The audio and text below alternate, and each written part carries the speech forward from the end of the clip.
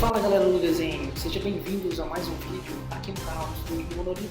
Sou o Maicon Medeiros e nesse vídeo eu estarei mostrando um pouquinho do vídeo, do making of que acabou de ser lançado, do mural que o artista Alex Ross fez para a Marvel. E pessoal, ficou fantástico. Mural piece that I'm doing for Marvel, which I believe will be physically seen in their offices. The assembled combined might of all the paintings I'm doing will make up one giant composition of all these individual figures standing together. And I thought that that kind of thing would be most impressive if they were life-size figures that you could stand next to and feel like you were amongst these real characters. I've been working on this composition the entire year, and it grew in size from initially what had been one layout of a certain length of characters to when I got the full measurement of the wall they wanted me to fill, I realized it was now double the size of the piece I had spec'd out.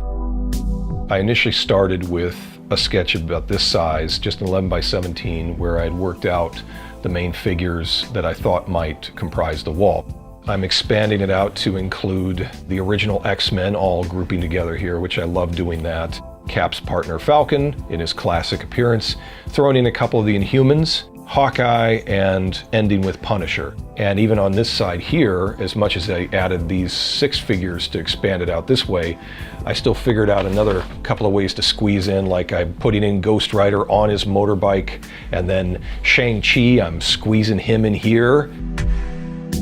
I also did a marker comp showing how the shadow placement in the paintings is going to be very striking. And then I did do a color sketch on the copies so that I could show them fully. Here's what the final thing will look like. It was all assembled in one file that they approved, and then I was off to the races. So far I have 35 characters total in the painting. Each single character is its own painting so that we can combine them together in a final layout where they're all standing next to one another, but each individual piece can be used in other ways. They could be corner box art, they could be posters unto themselves, or make different pairings. Every painting I've done individually, each one is about a day's work. Some are more complex than others, like say the standing figures, especially if somebody has a cape or they're particularly tall, like the Hulk or Thor. Those have a lot more space that they demand physically, and sometimes just can be the details in a costume can take a lot more work. Say the chrome in a character like Colossus or Iron Man. There's a lot of work put into rendering that out.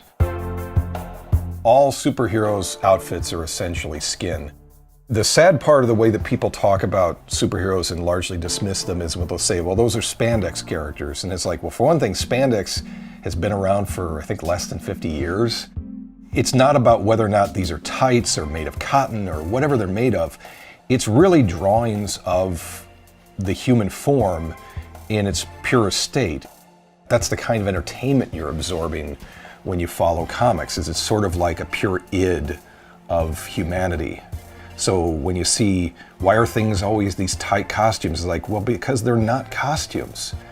It's just stripping the human avatar down to its most fundamental component. From the very, very beginning, Marvel was probably the center point of my comics experience, because I went from drawing things based around fairy tales and storybooks. Things like Jack and the Beanstalk were things I was drawing when I was 3, but once I saw Spider-Man at the age 4, my interest turned really sharply in that direction. And so for the remainder of my life, I was drawing characters focusing around superhero themes. But my versions of the characters are often purely of comic book roots, and then there's my distillation of that influence in the way that I represent them.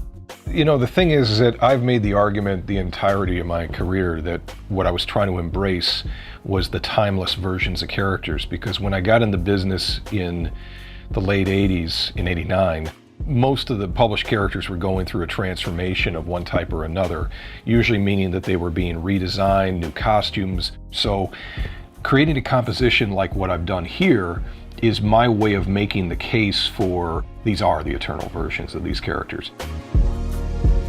The enjoyment about doing big group shots is the feeling of hitting a lot of characters that I love to spend time with, that I may never spend the kind of creative time with, like I told full adventures with these characters, or multiple pages of storytelling and in painting.